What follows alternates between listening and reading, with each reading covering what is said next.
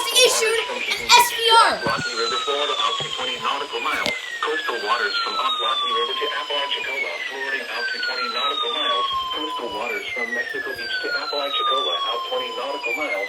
Coastal waters from Swampy River to Keaton Beach, out 20 nautical miles. Waters from Mexico Beach to Apalachicola, Florida, from 20 to 60 nautical miles. Yep. Waters from Swampy River to Apalachicola, Florida, from 20 to 60 nautical miles until 8:15 p.m. Eastern Daylight Time, or 7:15 p.m. Central Daylight Time, and 6:44 p.m. Eastern Daylight Time, or 5:44 p.m. Central Daylight Time. Strong thunderstorms were located along the line extending from 12 nautical miles east of St. Mark's to 40 nautical miles south of South Tower, moving west at 35 knots. It hasn't even been 10 seconds. Wind gusts 34 knots or greater. Source, radar indicated. Impact, expect wind gusts in excess of 34 knots.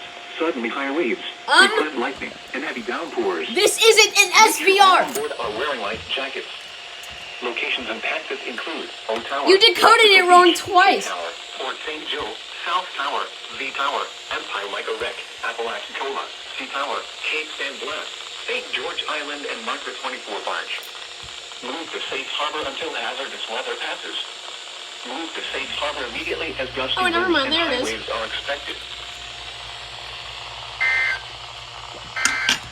What's the third event? The National Weather Service in California. Another warning.